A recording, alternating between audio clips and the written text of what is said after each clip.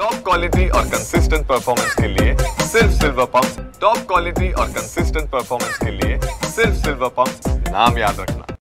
भारतीय हवामान खात्याच्या ज्या इशारा आणि सूचना आहे त्यामध्ये दररोज दर 24 तासात बदल होत असते। दर 24 तासात नवीन अपडेट्स येतात।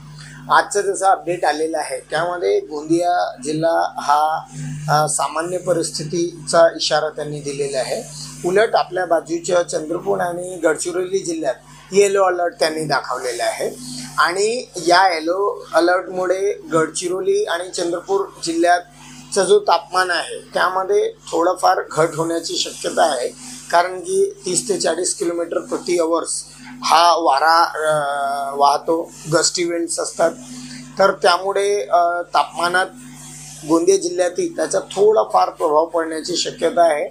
मागील 24 तासाचं जर आपण हायेस्ट टेम्परेचर बघितलं तर तो 38.2 डिग्री सेल्सिअस आहे आणि जर परिस्थिती अशीच राहिली तर यामध्ये फार मोठा चेंजेस आता पुढील 1-2 दिवसात येणं कठीण आहे, परंतु त्यानंतर जसं वातावरण क्लिअर होईल तर त्यानंतर जे टेम्परेचरमध्ये वाढ होण्याची शक्यता आहे।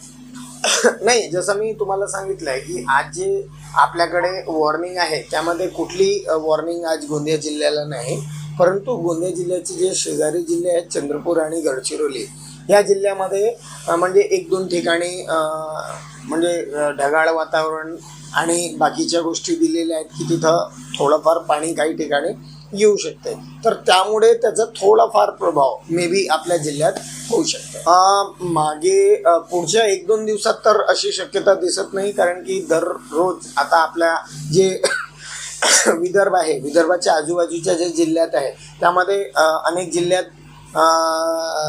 म्हणजे पाऊस येण्याची शक्यता, वादळी वारा येण्याची शक्यता दर्शवली जात आहे।